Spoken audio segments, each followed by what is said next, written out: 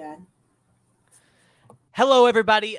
Thank you for tuning in to the PG Show once again, as we're here to just talk about Caleb winning the Heisman. You've got the Sooners 2022 season not turning out the way we thought it did. Deion Sanders to Colorado and just all the hype around that, transfer portal, and more. But before we get into it, please go ahead, hit that like and the subscribe button, jump in the comments, interact with us, let us know what you guys are thinking. Today, I am joined by Drew England and the one and only Weatherman Jaden Knowles. Drew, let them know where they can find you. Hey guys, I'm Drew England, one of the co-hosts of the Under Official Review podcast. It's a college football podcast. We talk all things college football across the country. Me and my buddy Zach Merrill. You can find us on our YouTube channel, Twitter, Facebook, Instagram, Apple, and Spotify podcasts. We have a great time. We've had PG on the show, a lot of our other friends, stuff like that. Got some guests in the works for us coming up. A lot of cool stuff coming in the off season as well. But man, we have fun with it, and you already know. I'm a big OU fan, and then, I coach high school football, so I stay pretty busy. So it's a great podcast. I've been on there a couple times, and I know I'll be back. So y'all are going to have to tune into there. Jump to his channel. Go ahead and subscribe. I will drop the link there in the comments below so that you guys can find that. But Jaden, tell them a little bit about your merch and just kind of what you're doing. Well, I don't have a podcast yet. I might have one coming up. You might not know. I don't know. Yeah. But I have merchandise out, and you can follow it on my Instagram page. Is fansmeetidol.com. I have the link there, and I'm quite sure you're gonna drop the link in there. About to graduate in be like 5 days. Yes, Friday. Sir. I was about to ask you about that too. So that's awesome. About to graduate. It's a multidisciplinary study degree with a focus in meteorology. So the future holds whatever is out there for me. Looking forward to it. Might come back another year if the NCAA allows it. So just looking forward to it. Just staying in prayer, and can't wait. The NCAA allow you to be back. They're going to give it to you. I'm in full faith and confidence. But you said you might be starting a podcast soon or joining a podcast. Is that a hint that you might be taking over podcast? He could pick up the hang gang or hang time, Hang time podcast on the prairie. Yeah, it's a way to get the word out, man. You never know. You need to get the good word out. There you go. But I was just thinking about it. I was like, I'm always sitting around when I'm not in football or not studying. I could be talking about something, either talking about God or talking about the weather. I feel like it'll be a good hit. I don't know. Yeah, those three things would be great. The weather, God, and football. I mean, what's better, you might have to ask both of y'all's podcast fans to see if I should start one or not. I'm not sure. There we go. No, yeah, y'all jump down in the comments below. Twitter, I'll tag you on Twitter, and we'll get a poll started. Okay. Yeah, that sounds good. Hey, yeah, and hey, you should go for Jeremiah Hall and Braden Willis's job too. Man, I'd be. They need to invite me back on the show. I've been on there one time. I don't know what I need to do, who I need to contact, what agents I need to hit up, or so I need to get in touch with them again. Hey, you know what? I'm sure they'll happily bring you on. They need to bring more guests on the show. They're looking for it. But, we're talking a little bit about teammates. And there is a former teammate of yours that went out there, got to go to New York and compete for the Heisman, and he won it. Give us a little bit of insight there. You got to talk to him from what I heard. Right. And I know a lot of the OU players are happy for him, especially that he won. What's your thoughts there on Caleb winning the Heisman and maybe just the Heisman as an award overall? Well, I'm extremely happy for him. I remember when we first got here on campus and, we started fall camp and going through the season together, before he was behind Spencer. And so I was on that second team with, Caleb and, me. And so getting those reps with him in practice were just, great. And we formed a chemistry together and a friendship more than anything. And he's just a great guy. So I was super excited for him when he won, when I found out that he won yesterday. And, I reached out to him the day before the Heisman. And I was like, hey, whenever you win, don't forget about me, man. He's like, of course not. I'm not going to forget about you.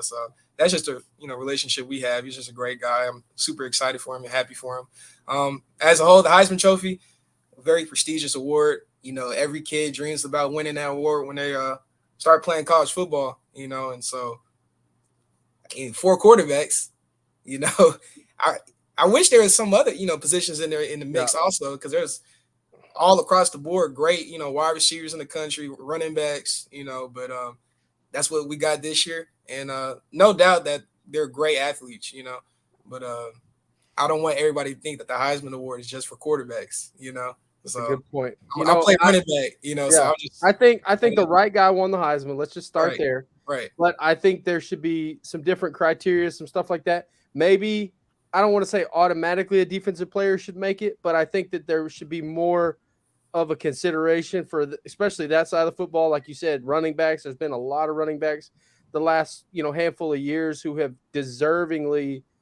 had the opportunity and should have been in New York at least to get that, there's some wide receivers, stuff like that. And, I think injuries, for especially Blake Corum and Hendon Hooker and those guys the last couple of weeks, and that shouldn't be a hindrance on them. I think a lot of voters were, oh, well, they're hurt, well, that doesn't matter. They earned, the right to be there at least and to showcase them and their university and stuff like that. And so I thought that was a little, I thought that those guys deserved it, but I mean, obviously you can't have 6 or 7 chairs up there, or whatever right, it is. But yeah, I think, and also I don't think that almost 900 people should have a Heisman vote, but that's just me. So right.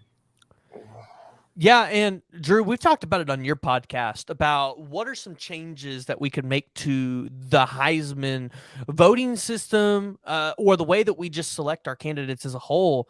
Jaden, what are some thoughts about, like, if you were the college football commissioner and you could make a change to the Heisman voting system, what would those changes look like? Um, well, like when before we got on air, me and Drew were talking about it. I think they submit the votes right before the conference championship game, yep. and So a lot of the voters will vote before the conference championship game's even right. over. And I'm And like, so I think that would be one that I would change for sure. After the conference championship game, just because I was at the TCU game, representing OU at this event, and I got to see that game going to overtime, and just the heart that Max gave out was just amazing. It was great to watch and see. So I think that's the main thing that I would change from the voting standpoint. I agree. I definitely think that, I mean, most of it's done online. Most of it's a quick, easy vote. They send you the email and everything like that. I've talked to a few people that I know in the media that have Heisman votes, and certainly it's not a rip on any of them or anything like that. But I think that there should be a window that opens, right after the games are done, and then up until maybe Sunday or Monday of that following week, that you have 24 to 48 hours to get your vote in, and then it shuts down. They can calculate the votes.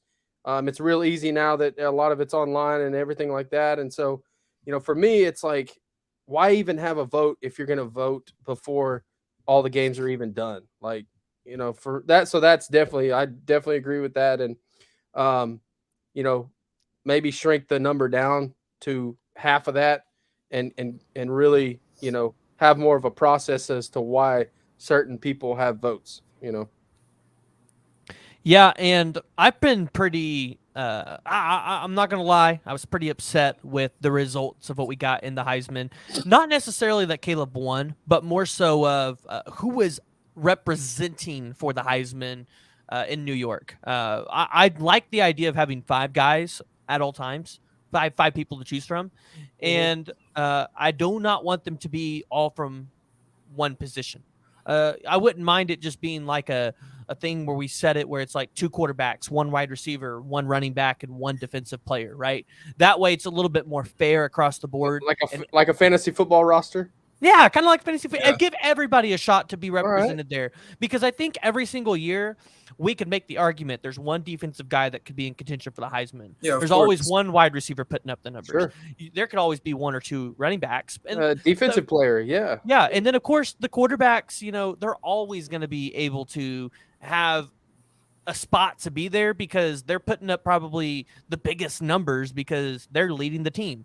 I feel like if you limited their spot to just 2 representation of the quarterback position makes it a lot more competitive there. And people maybe have to use a little bit more creativity in who they're going to put there at the quarterback position. And then from those 5, then you vote again on the best out of the 5.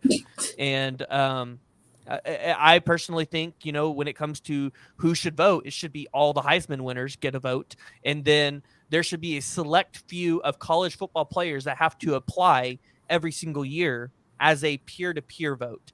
Now, I don't know how many college football players would get to vote, but you're giving maybe juniors and seniors an opportunity to apply and vote for their peers to be able to go out there and compete for this award, instead of giving guys like football analysts and everybody who don't really know the game. And when I mean know the game, like they're not out there playing it on a day-to-day level.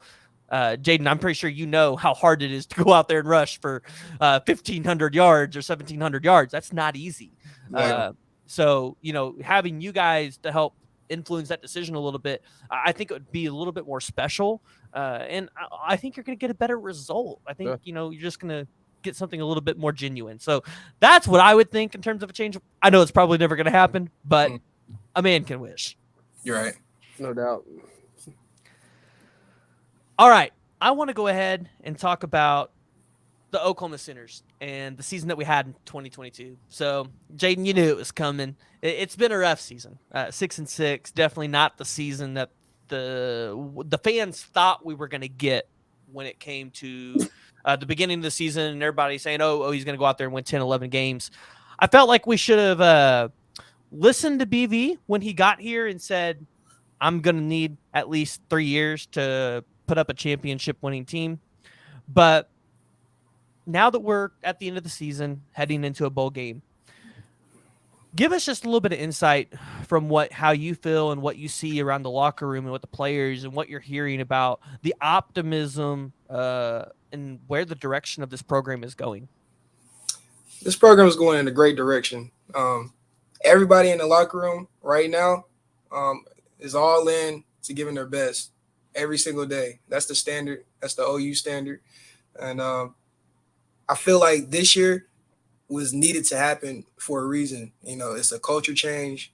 And, after the season, of course, we got the Cheez-It Bowl coming up, the one last game. But I feel like once the season is done, said and done, it makes you really sit down and realize what it means to have that Sooners across your chest. Just because we have Sooners across our chest doesn't mean we have to go out there and win that game. It takes it from Monday through Friday all the way to Saturday of every single day working and getting better. It's about every single little detail, And so I feel like this season really just put those blinders on and made us focus what it actually means to be a great team and how hard it takes to be a great team. A lot of people come in and think that they'll inherit the winning and the success that we had in the past, but every team is different. Like Team 128 is going to be done. Team 129 is about to get started here in January. And how are they going to be remembered? Team 128, we're going to be remembered by that last game we play. How are we going to overcome all this adversity that we've been going through this year? But this program is definitely going into the right direction. We have the right staff here. Coach BV is creating men, great men, future husbands. It's just great, man. So here's a question I'd like to ask, some of you guys that played for Coach Riley and everything like that. What has been the biggest difference between the old staff, especially the leadership of Coach Riley, and like you talked about with Coach Venables and the staff now? What would you say for yourself has been the biggest difference, or maybe something that you've learned, or something you maybe have taken from your time with Coach Riley to now? Both coaches are very well. Playing for them was a great privilege. I think the main difference is relationships. Everything that we do is very relational, and we have that connection with our coaching staff. We can come to them about anything, literally anything. Get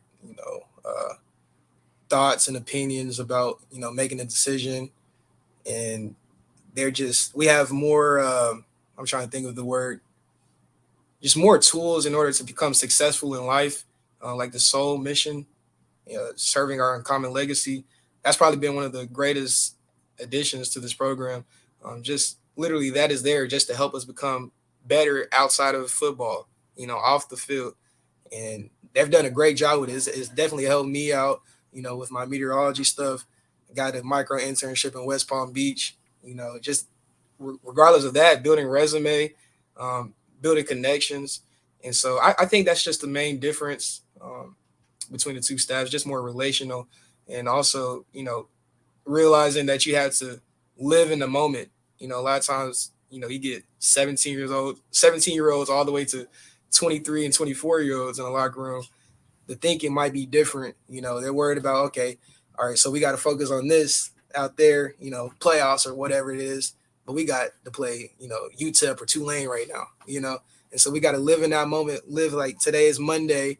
We got to have a great practice today, and tomorrow will come. We got to do the same thing again. We can't just, worry about that. And so I think they just did a great job of just changing our mindset and approach to ball games and just the season in life.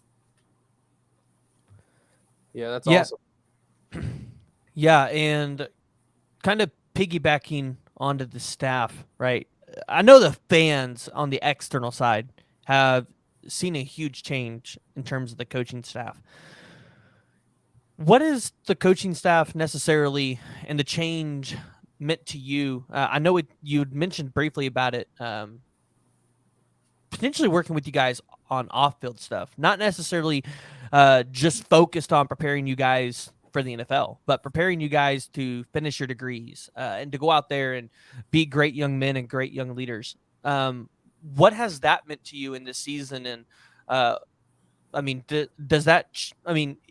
Think back to yourself as a recruit, knowing what you're seeing now. Would that change any direction onto where you would go to play college ball?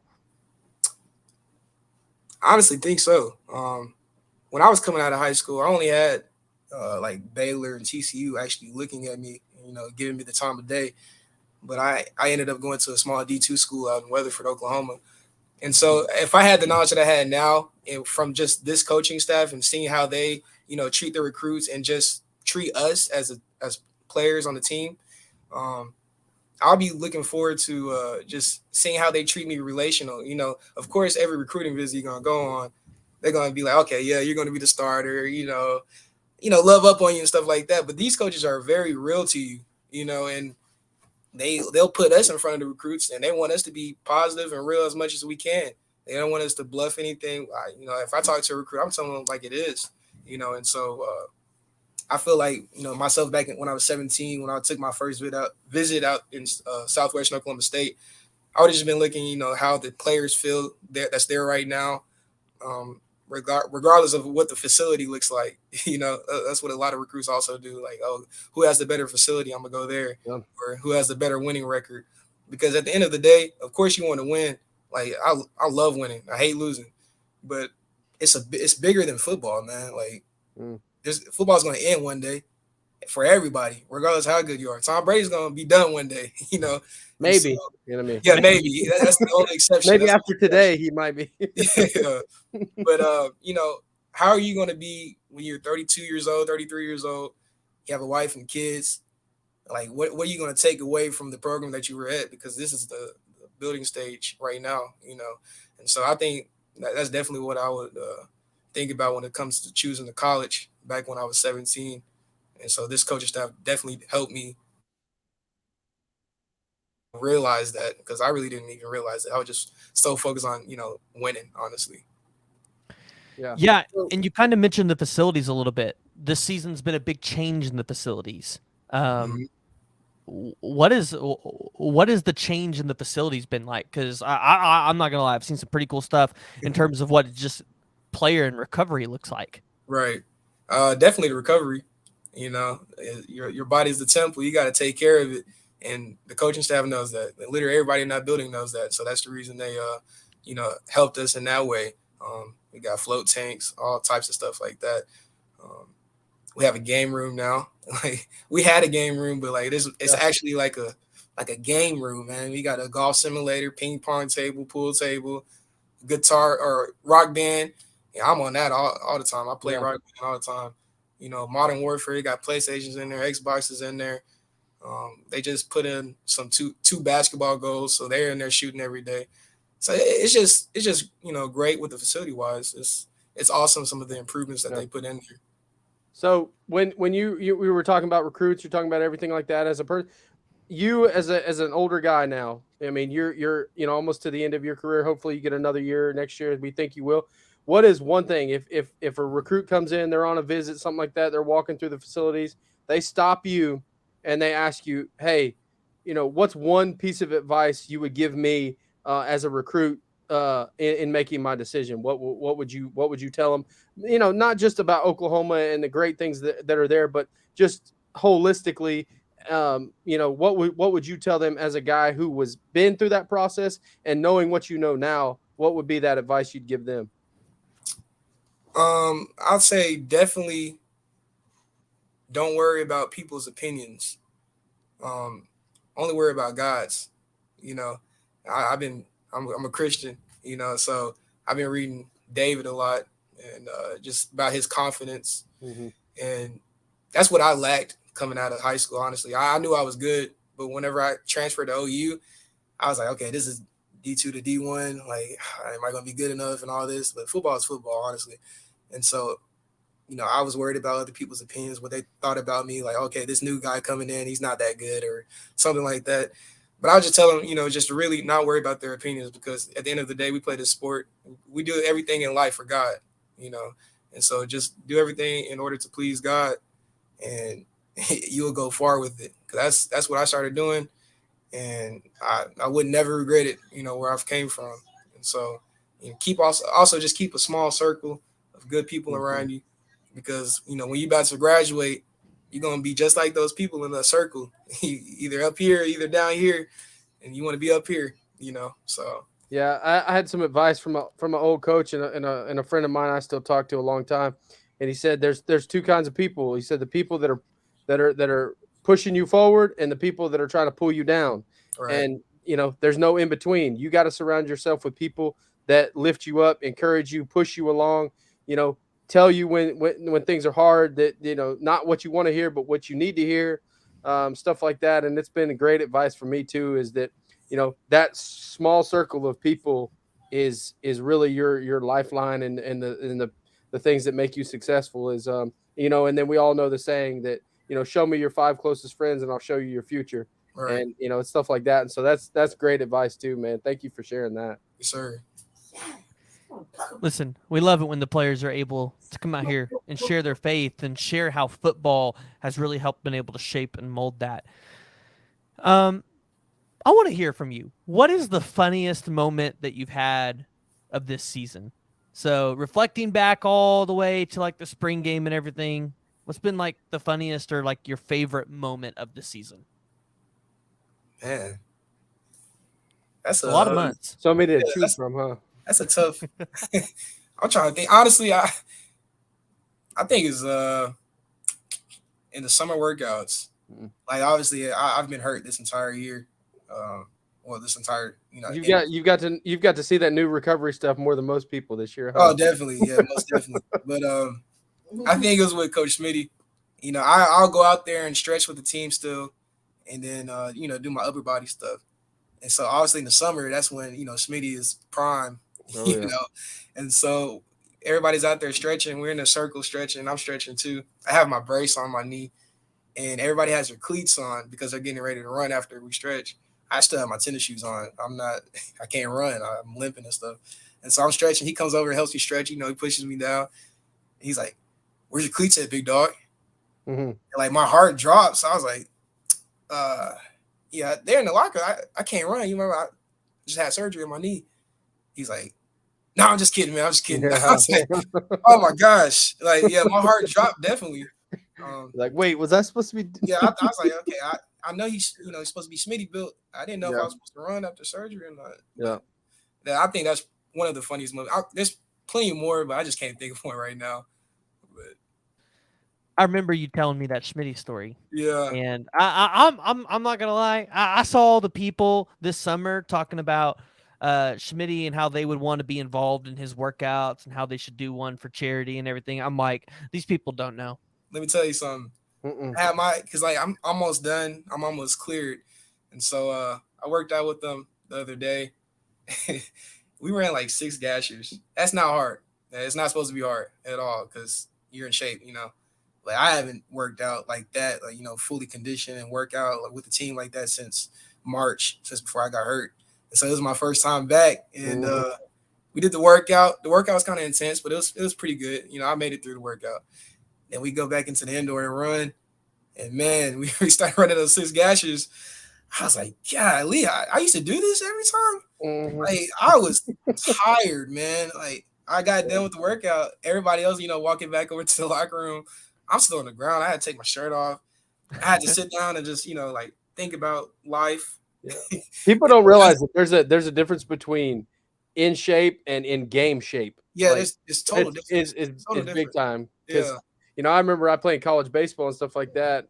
We'd come in and we'd have to run. That was one thing that us pitchers we had to do all the time was run. We running everywhere, and you could tell that guys that had come back from break or come back from something that you were slacking off a little bit because then they'd give you that conditioning test when you come back and you're like too many Doritos there, bud, huh?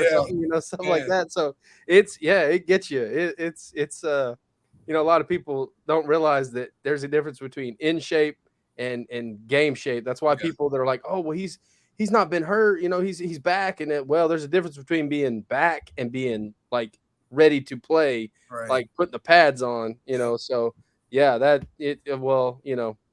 hopefully that's a step in the right direction for you. And definitely. I'll be fine. That's good. And we're glad that you are on the road back.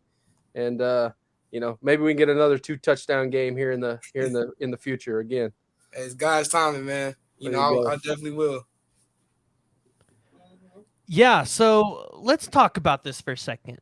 Oklahoma's going to the Cheez-It Bowl, and you're potentially going to get a chance to play in that game, right? Because Eric Gray's going to focus on the draft, and the running back room's maybe looking a little bit thinner now that he's not there. Right. Give us a little bit of thoughts on the Cheez-It Bowl, what the team expectations are for that, especially with, guys opting out to prepare. And then, are you expecting to be able to travel and go play on that game? I definitely travel. I'm not sure if I'll play or not yet because I'm on that tail end of the injury, and I honestly don't know yet. I gotta continue rehabbing, and I don't want to go out there at half speed. That's not gonna help the Sooners at all. No doubt. I'm gonna be out there fully capable of doing the stuff that I can do in order to help the Sooners. So that's just on a timing basis. But the mindset is, we know people are opting out, and that's all right. Transferring, that's all right. But we have what we have right now, and we're gonna go out there as a team together, one heartbeat, and go out there and beat Florida State. One last time, Team 128, right? Team 128. It's the last time. Last time we're gonna be together. We're gonna go out there and have fun, be disciplined, do everything that our coaches tell us to do, and we're just gonna have a blast. We're in Orlando by the beach. I was out there in West Palm Beach already. I fell in love with it. So it's great temperature. It's gonna be all right. Might go to the beach. Hey, PG, we were talking earlier about me possibly. I'm still on the fence about if I'm going to make the trip and go down there and see you guys and everything like that. You need to make the trip. I'm gonna regret it if you don't. I'm trying to tell you. Maybe we need to put another Twitter poll out. You got to put 2 of them out, yo. So we already got that one going on Twitter. So we'll see what the podcast see what that gives you. But yes, sir. But yeah, I mean, that's an exciting time. And I know a lot of people, like we talked about, were 6-6. There's nothing to play for. I know that you guys have plenty to still play for. One more game, like you said. You guys, I mean, the record obviously doesn't reflect just how hard you guys have worked and battled and persevered. And so that's one of the reasons that I'm really wanting to go see. And like we said, 128 one more time, and so it'll be fun, and it doesn't suck to be in Orlando, Florida at this time of the year. So not at all. Christmas on the beach, man. That's sandy. And I like to play golf too. So we have to go down there and definitely. So yeah, are you guys? Has there been talks about potentially planning Magic Kingdom or Disney World trip while you guys are out there? Hey, we better go to Disney World. I love Disney World, man. We right down the street from. We better be at Disney World. I don't know the actual schedule or nothing like that yet, but I mean, I wouldn't be surprised if we do. I hope so. I just want to say, yeah, we're going to Disney World, you know, like in those commercials. So Have you ever been to Orlando? Is this going to be your first trip? this will be my You're going to be the tour guy for everybody. Oh, definitely. Me and Mickey All are right. homies, man. I'm trying There to tell go. you. You and Danny, right? Yeah. Got to take care of these kids. Yeah. The old man on the team now. Yeah. I'm only and 22. everybody's probably going to be like, oh, Stutzman, where are we going for all this and that? Because, you know, he's from that's Orlando. it. Yeah, so that's it. That's his city. I know he's pumped up Hometown. about that. So Yep. He's excited about it. Yeah. So, have you heard about the Cheez-It room?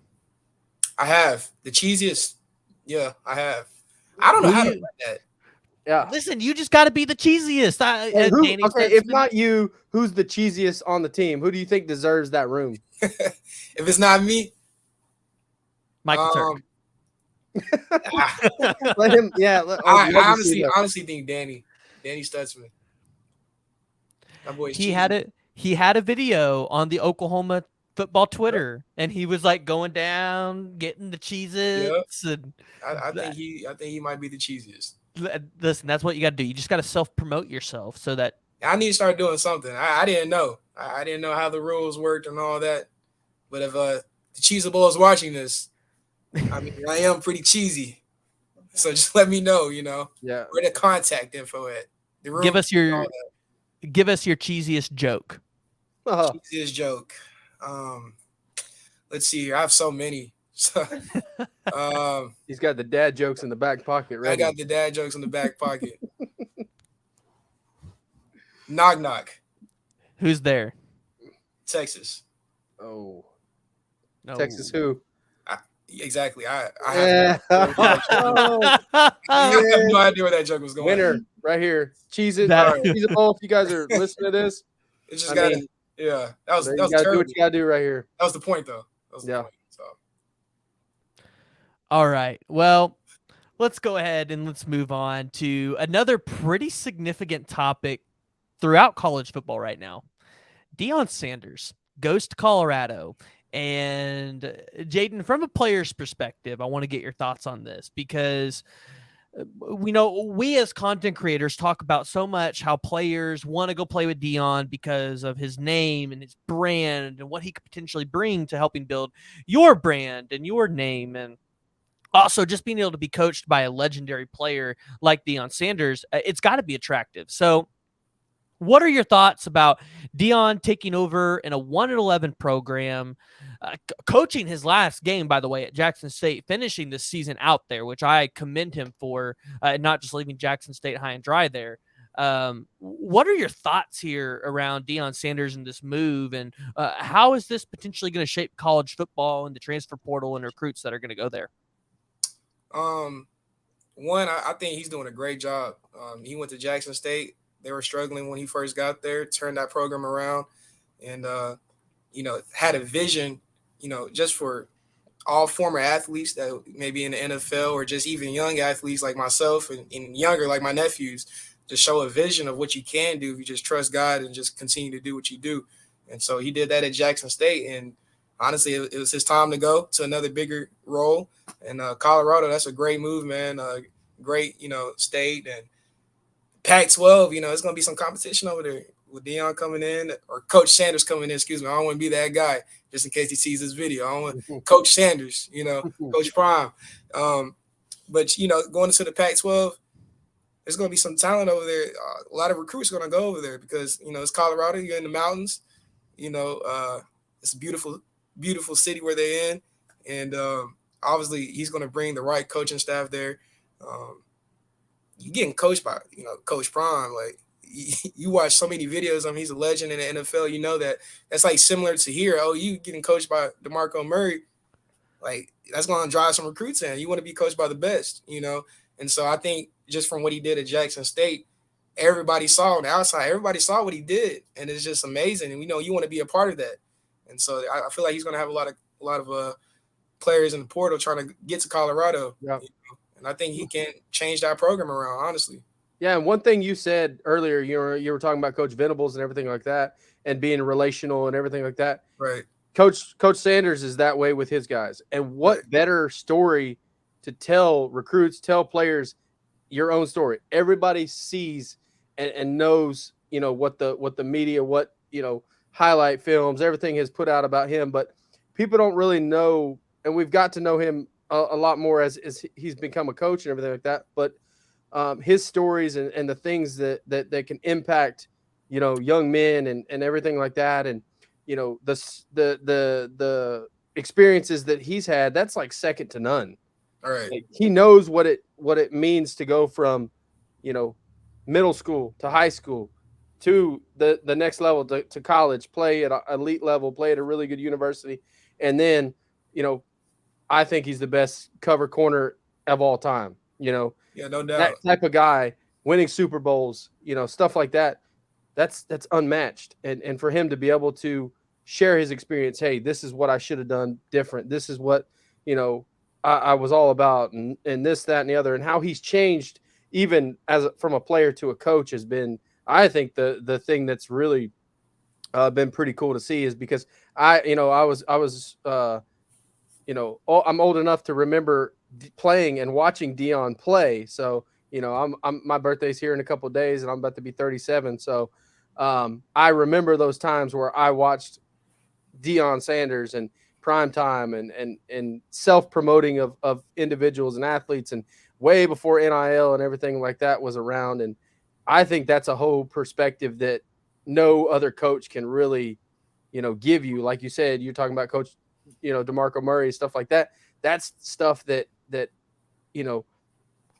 is unmatched as recruiters and as coaches and stuff like that. When you can really relate to a kid to their level, and to understand the struggles, understand what it means to come from a tough background and all this other stuff. And he has done it, and he's done it with a lot of success. And I think he's going to continue to do it at Colorado. So I think it's huge for him, and for Colorado made, I think, a slam dunk hire for sure.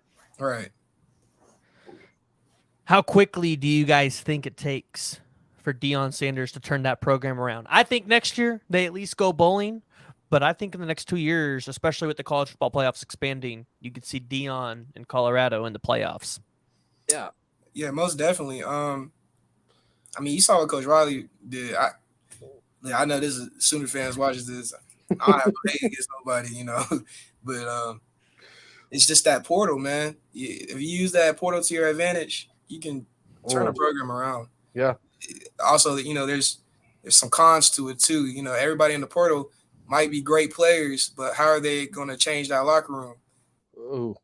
And so that's really deep there. So just depending on what players he brings in. I agree with Jaden. I think that you definitely can see him going bowling next year. I think they can definitely turn it around. And Sooner fans, I know we're almost beating a dead horse, but USC was 4-8 last year. Right. You hit the portal, you bring in the needs that you absolutely, and they hit on everything that they needed.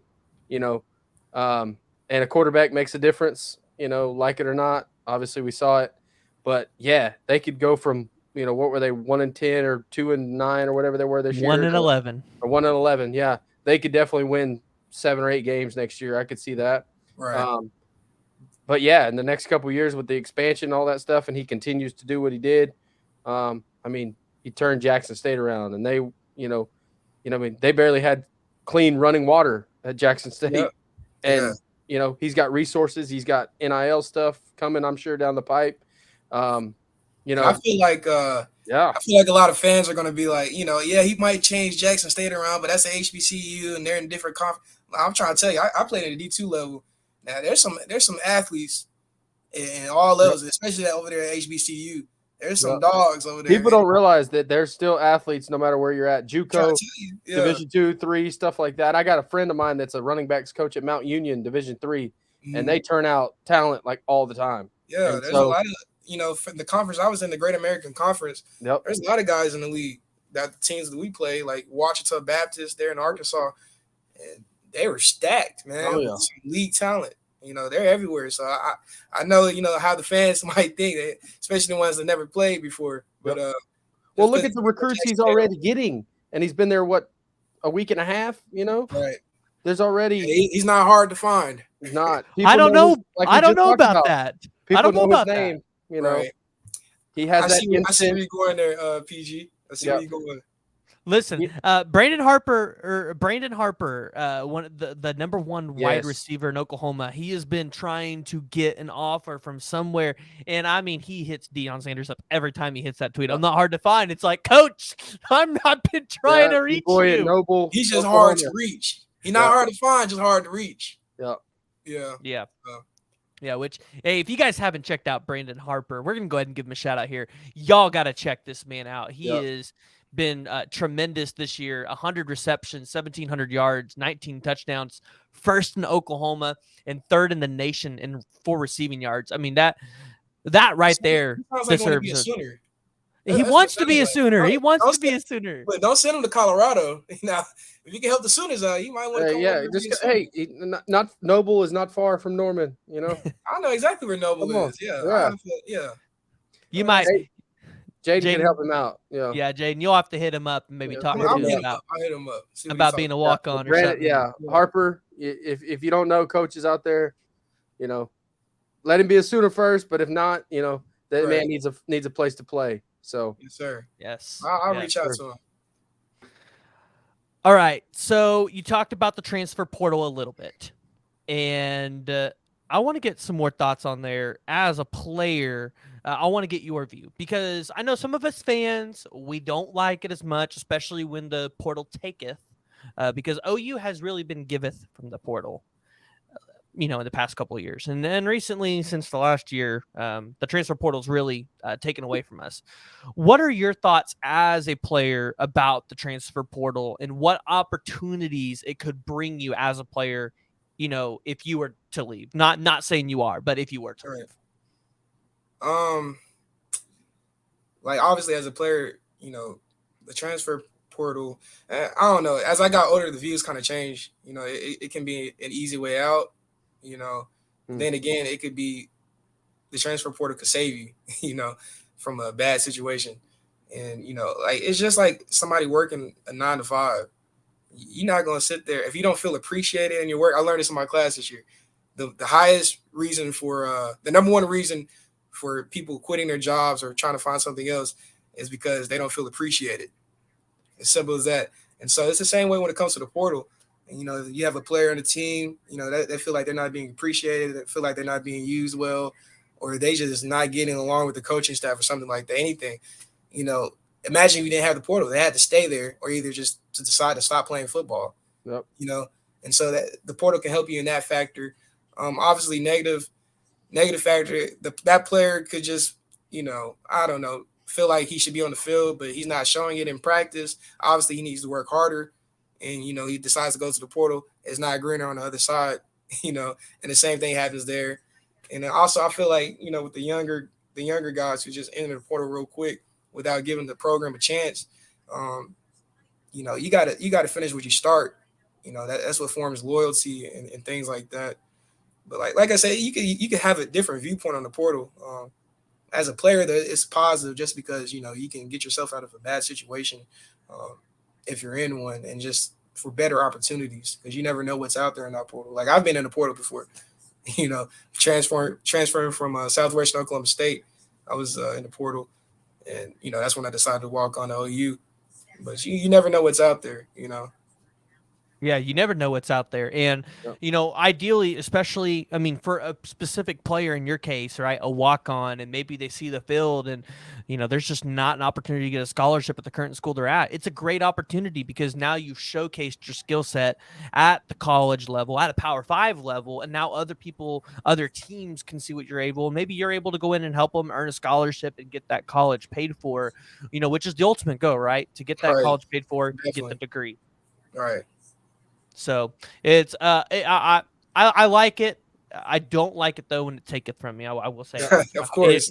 And I think for guys too, and Jaden, you may be able to speak to this more because when I was in school and everything like that, we didn't have the transfer portal and everything. Guys could transfer, but you'd have to sit out a year, all that stuff. But I don't think that a lot of people are getting educated in the portal because now you see so many guys jumping in the portal, but not everybody is going to end up in a better situation than they left.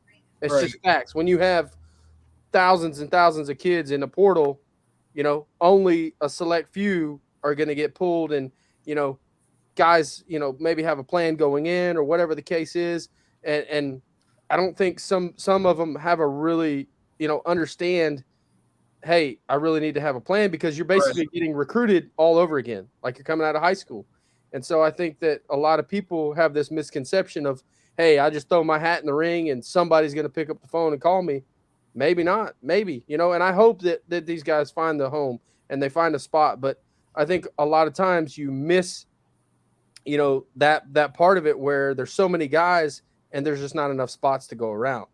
And so I Right. think that, like we talked about earlier, having that circle of people, having the people that give you guidance and advice and lead you and everything like that, I think that's so important, where you need to talk to your coaches, you need to talk to your parents, whatever it is, and you really need to make an educated decision and not a knee-jerk reaction because of a certain situation or something that's going on.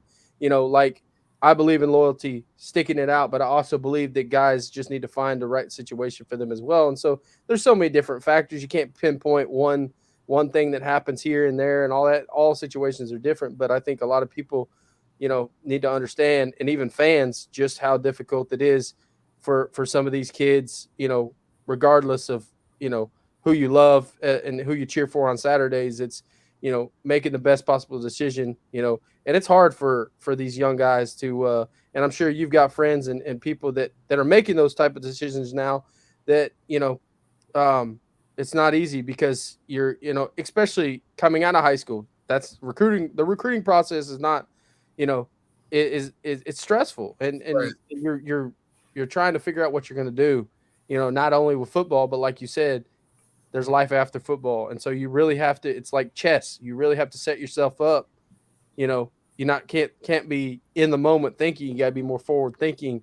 And, hopefully these guys can make those decisions. But, that's the one thing that I look at is I'm like, all right, well, do they have a plan for where they're going or what they're doing or something like that? And so I think that's the one big negative I think about the transfer portal, is that there's so many people, so many players that are in, that a lot of people are going to kind of be left behind, Yeah. So, and hopefully not, but that's what I see. And I think, maybe moving forward, the NCAA and some other people can get together and figure out a better way to structure this, where it's not the free agency of, the NFL or professional sports, because it's kind of getting that way. It's kind of like a free agency, so to speak. And so, I like it. I think it's cool, but I think that there's some more parameters they need to put on it. So, Right. Definitely some more parameters that they need to be able to put on the transfer portal. Jay, you just hopped in. We're on the transfer portal discussion, talking about how it giveth and taketh from Oklahoma. How I don't like it when it taketh, but how it is a good thing for I players. got to make sure I football. pack my lunch so I can sit here and listen to this, boy, because this is going to be good. Yeah, Jay, give us some of your Jay knows thoughts on the right here. transfer portal. I'll preach a little sermon on here or whatnot. What's Here we going go. on, Drew? What's up, Weatherman Jay? What's up, PG? What's up, everybody that's watching or whatnot? All right, so my thoughts, honestly, on the transfer portal, I love it for two reasons. One, it gives players the opportunity that were under-recruited to be able to move up. And those that were over-recruited, they end up going back down. So like it balances things out. I put it to you like this. Some players that were rated in your 4 and 5 star levels weren't really as dedicated to the game as some of your 2 and 3 stars. And so when they get there, they kind of go play and they think that they're running things. And sometimes it humbles people. And at the same time, it gets that recognition for those that should be moving up, or the opportunity to go to a team where you can actually play. Because, I mean, first and foremost, most of your 4 and 5 star players, your top players, they're only in college for one reason, because they can't go to the NFL yet. You have to be out of high school for 3 years before you're eligible for the draft. So they don't have any other vessel to show off their skills and abilities besides technically go to college. You know what I'm saying? And so for me, the shifting of players, it really puts the opportunity for players to move around. Like, I think one of my favorite one is Jared Verse over there for Florida State. He was up at Albany, New York. Small school. Nobody paid attention to him coming out of high school. He was just there. And he wrecked shop to the point that Florida State's like, hey, yeah, we would love to have you. gets himself called up, and boom, he's showing it out at Florida State. And some players kind of need to go down to work on their fundamentals in their game to where they can excel. So it has its positives and negatives, but I really feel like the biggest thing is that it balances out the game. I mean, if you noticed, Miami lost like 3 players in the transfer portal, and they went to SMU. SMU, of all schools, are picking up players from like Miami. Hey, our boy Tanner Mordecai, come on now. I'm not knocking him. I'm just saying that it's SMU. It's not the Eric Dickerson SMU, right? Right. I mean, after they got the death penalty, they fell from grace dramatically after that. And Weatherman Jay, if you don't know about that one, look up the Pony Excess. Well, I think that's why nobody will ever get the death penalty anymore. Right, because it literally it wrecked them. It wrecked SMU, and ESPN has a 30 for 30 on it called the Pony Excess. It's a fascinating story, and to this day, Eric Dickerson will not admit anything. He's like, I don't know what you're talking about. Go Trans Am, you crazy? They don't exist. That's crazy. But he got to go Trans Am. Duffel bags. These dudes were on payroll. For the state of Texas. One of the guys, I remember one of the quotes in that 30 for 30 that said, I was shown a bag of $50,000 in cash, and they said, Coach, you're not even close. That other school can offer me way more. And I'm like, what? Yeah. Like, right. Right. Wow. And remember, this is in like the 80s. They're showing them duffel bags of dough, and they're just like, hey, man, that's not enough. That's not enough. Just that bag, man. Right. I need a real bag man, bro. Hey, I need you to deliver goods. Chick-fil-A bags, right, Jay? Right. What was that? Blue chips. Blue chips with Shaquille O'Neal and Penny Hardaway. Yeah. Butch McRae. Yeah, Butch McRae. Nick Nolte. Yeah.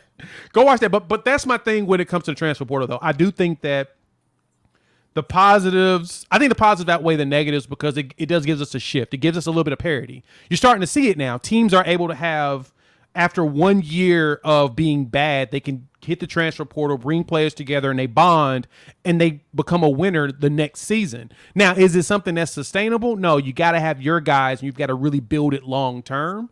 But if you get transfers in their freshman year, like into their sophomore, and some even as red shirts, and you build on that, I think that portion of it is sustainable, but you can't do it's not like college basketball where you can have a whole bunch of one and dones. That's the only difference. And as long as the team doesn't try to make that their only way of building their team, it can work. And so, Drew, I get you that, some kids kind of fall out because a lot of them have hit the portal and maybe 40% of them end up at another school. Yep. I think it's kind of one of those situations where they weren't probably going to last at the school they were at anyway. To me, it seems like that's the thing, is that they probably were going to end up leaving whatever roster they were at before quietly. We wouldn't just have known about it. I think the transfer portal just accelerates that actually happening. Jaden, you got any thoughts to that? I definitely agree with Jay. It seems like he was a player or something before. I agree with it. Hey, the shirt tells it all. The shirt great power, great responsibility, baby. The perfect. That's exactly what it is. Is that portal gives a lot of players power, and with power, you got the responsibility. Hey, and here's a question here. We talk about players and the portal. What about coaches that can just seemingly jump from university to university, stuff like that? I know everybody thinks that I'm going to talk about so and so or somebody. I'm not going to just put it on, Coach Riley, but you've seen other guys do it. What do you think? Do you think that is, and obviously they're the adults, everything like that. Do you think that there should be some rules to that, or do you like it how it is? Ooh. I know. I think that the way it's set up right now with coaches just being able to get up and leave, I think that's okay. But again, we shouldn't dock players for leaving the school to go follow the coach they committed to. And Jaden, correct me if I'm wrong on that. I understand what Bob Stoops said last year to Sooner Nation after we were just down in the dumps. But in reality, Caleb Williams, Mario, all these guys came to play for Lincoln Riley. These guys that are at Jackson State came to play before Deion Sanders. So you can't dock them for going to the transfer portal, reviewing their options, or going to the transfer portal, reviewing their options, and then leaving to follow the coach. Am I kind of tracking there, Jaden? Or Yeah, I mean, definitely you are tracking. Like, being recruited, you being recruited by that coach. You fall in love with the coaches, and you fall in love with the place that you're at. But I think just being at OU though just changed my viewpoint a little bit. Just it's like it's a blessing to play for the Oklahoma Sooners. That's a once in a lifetime chance. There's a lot of kids that wish they could play at the University of Oklahoma, like the pedestal of college football. Brandon so, Harper. Yeah, so Yes, it's We're like gonna push Brandon to a scholarship, boy. Let's go. for sure. So like whenever I went to OU, like I was a walk-on, or I am a walk-on, and so from a D2 program, of course I knew Coach Riley was there, but I didn't care. I wanted to go play for OU. Like it's just your mindset though. So like that was my mindset coming in. It wasn't like, okay, I play running back. Oh, I can't wait to go play for Coach Riley. It was like, I can't wait to go play for OU. Like there's Sooners across my chest, not Riley. You know what I'm saying? You're playing for something bigger than just playing. Of course, those coaches there are going to help you get to the place that you want to be. But in all of it, like you playing for that school, playing for those fans, and that gives you some more meaning. That's the reason college football is so different than the NFL. NFL, you out there having, of course you're having fun, but it's your job. You're getting paid for it. You might get cut the next day. Here at college, we are having fun. Before NIL, we wasn't getting paid, and we're playing for the fans and playing for the university. That means a lot. Just like high school, you playing for your school. You play the rival down the street. You definitely want to win. For your fans and for your community and your town. It's the same way with college football. That's how I think of it now. Since I've been at the University of Oklahoma. Yeah, and see, you were one of those players that wanted to play at the D1 level, decided to walk on, and boom, got landed a spot. Not too many kids, like you said, have that determination to do that in some capacities, or even more so taking a chance on themselves, because those players that feel like that, okay, I'm not D1 because no one's picked me up, a lot of them are in school playing football for an education, which is granted. I totally appreciate that. That's kind of what you want. You want those players that are in school because they're they're there for the education. If they're not really, your elites that are going to actually get the starting spot, and you actually earned a spot on the team where you actually get playing time.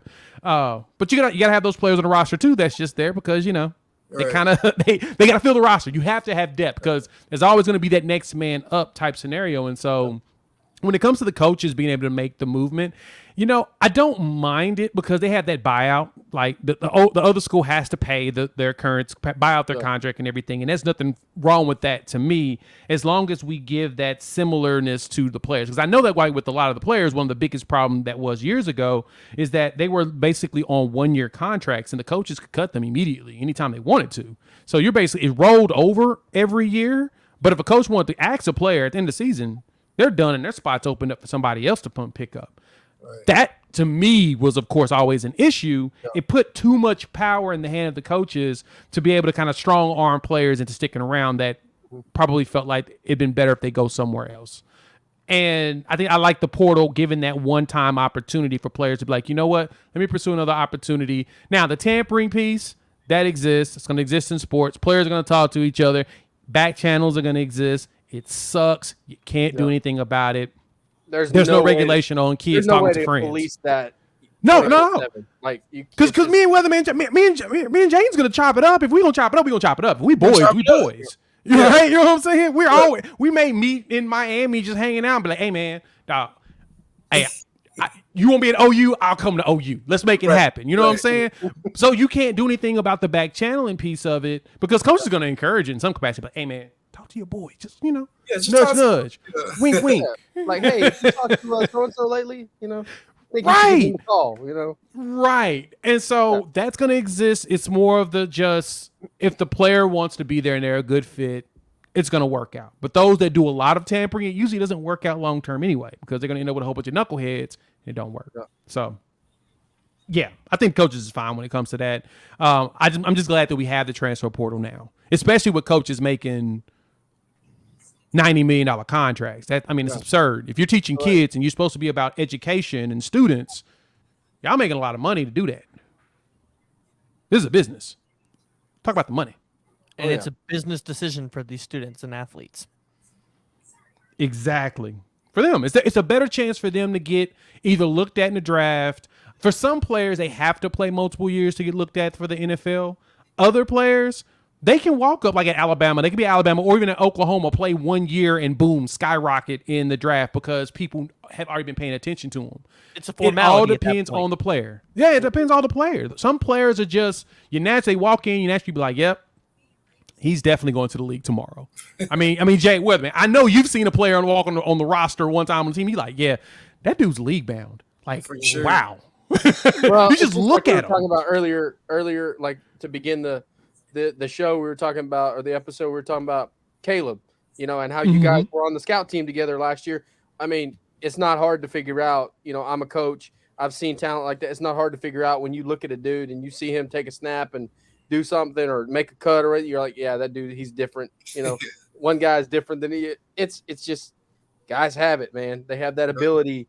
We were talking about Coach Prime. Yeah, I'm pretty sure the first time people saw him play football, they were like, yeah, that's a dude. Like it's just, it's one of those things where guys just have that ability to be that elite. I mean, the dude walked into the draft, got out the car, ran his 40 without stretching, clocked like a 4.2 something, said my agent's in the back, and kept going. Yep. That's crazy. Yep. That's still the craziest urban legend. He tries to pretend like it didn't exist, but he always laughs when they talk about it. And he's like, yeah. Nah, man, that's not true. All right, so it is true. So what you telling us? It's true, huh? That's okay. crazy. It's crazy.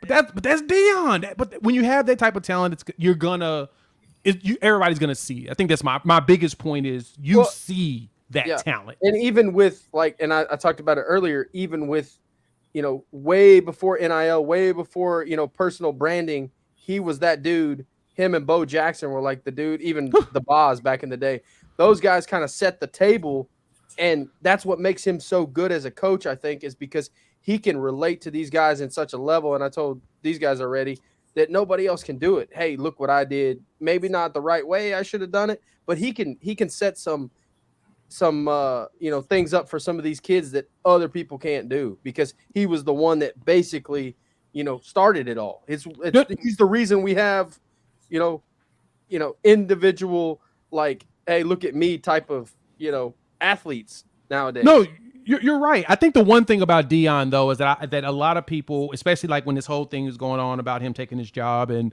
a lot of people weren't recognizing is that Deion spent his entire life reminding us there's only one Deion Sanders. He created the primetime persona. He was reminding and telling everybody that he is the only one. Yep. And then now it's kind of like with the HBCU piece, it's more of he's put together a rubric. You can follow that. You're not finding another Deion Sanders. I think the only person that's close to him in celebrity with the connections and everything that he has is probably Magic Johnson. That's the closest thing of a person that's just that big. Because remember, Eddie George is the head coach right now in the HBCU ranks, and we just don't talk about him. It's more so because Deion is Deion. And I think that's what's going to help him really in his success at Colorado is there's one of him. And he does a masterful job of recruiting. Another good 30 for 30, by the way. Deion's play. Oh my God. The dude played. He played in two leagues in one day, in one weekend. Like, how do you do that? Private. That's a God. That's God level. That's God level. Yeah. He's the only player, if I'm correct, in history to play in a World Series and a Super Bowl.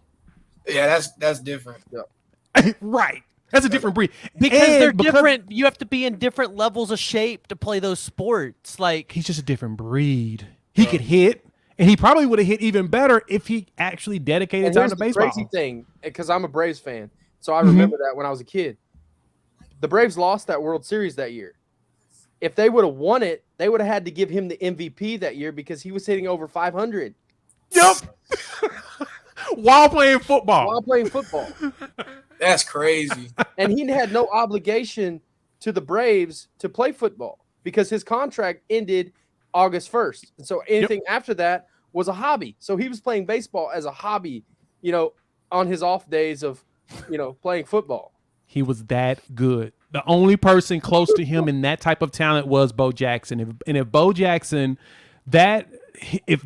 didn't injure himself, he ended his own career because of how strong he was. Yep. When he popped his hip, he shattered that artery and was just bleeding into his hip, and that's kind of what the hip pointer injury was. And they found out that he was bleeding internally, and it was because he was breaking tackles. Yep. Dude just was that strong. That's just if you guys are not absurd. going to watch the podcast for anything else, just watch it because we're giving you 3 really good 30 for 30s here.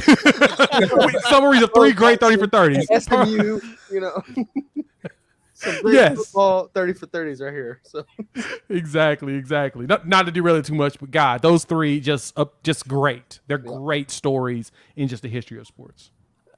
No, sports. It provides us so many interesting topics, and we could talk about this for hours. But as we start to unwind here, I want to give Jaden the spotlight for a second. Jaden got to do something really cool over the past weekend. He got to go to Dallas. He got to watch the Big 12 championship game, not as a player playing in the game, because normally that's how it is when you're at the University of Oklahoma.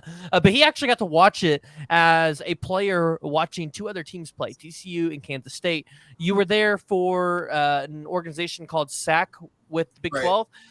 Give us a little more insight to what that experience was like. What does SAAC stand for? And what does that mean for you? SAAC is Student Athlete Advisory Committee. And so I got the opportunity to be a part of that. It's like only 2, athletes from each school, female and male. And so me along with Geraldine, she's a part of the track team. She throws there or here at the University of Oklahoma. And so we got the chance to, represent OU down there in Dallas or Arlington at the game. And so we got there Thursday and we had, team bonding exercises with the different athletes from the different teams the different teams in the Big 12 conference. And so it was a great opportunity to, first of all, learn about yourself because we took an assessment, basically telling you your strengths and weaknesses and what you need to work on and what you're good at and things of that nature. And so after that, we then got a chance to meet the commissioner of the Big 12 conference. And, we got a new commissioner this year, August 1st. He is great. He's the COO of Rock Nation. And so, he knows how to, get the celebrities going at the game and stuff like that. Ashanti sung the national anthem. I was in the same building as Ashanti. I was like, oh my goodness, that's just worth it. All so in itself, right?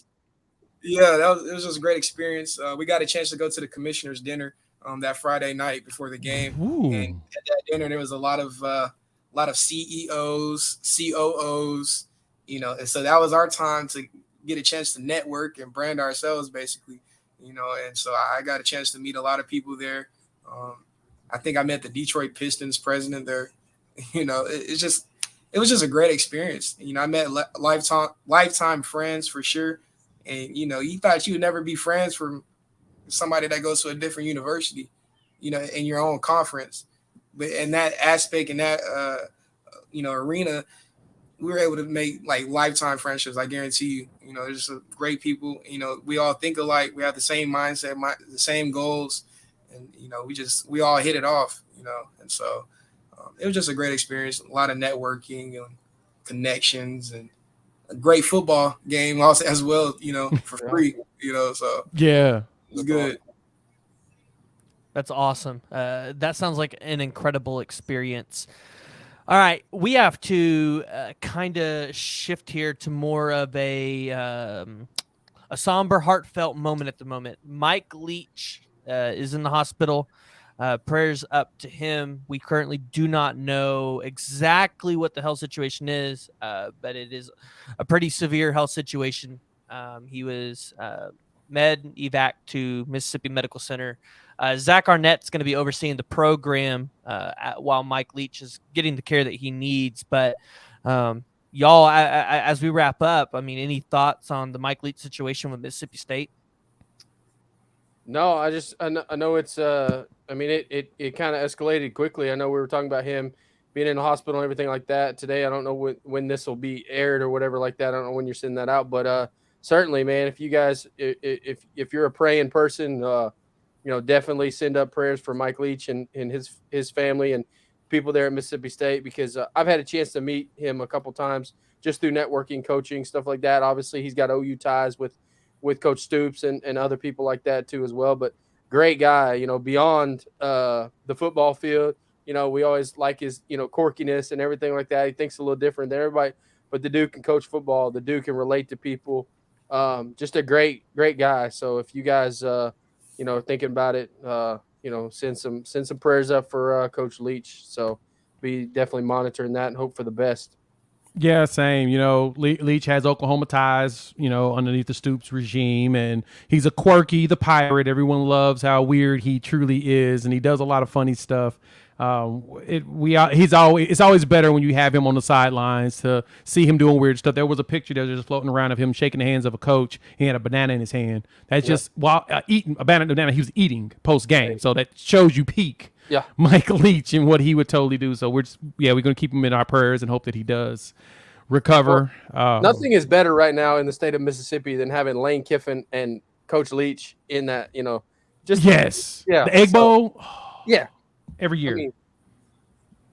Yeah, definitely something that is on a lot of people's hearts right now. Like I said, we're really pulling for Mike Leach. Currently recording this on Sunday at 9:00. So if y'all are wondering, and if something else develops at the time that this goes out, that's currently where we're at, and then where the situation is at. So thank you all for tuning in today. We really appreciate it.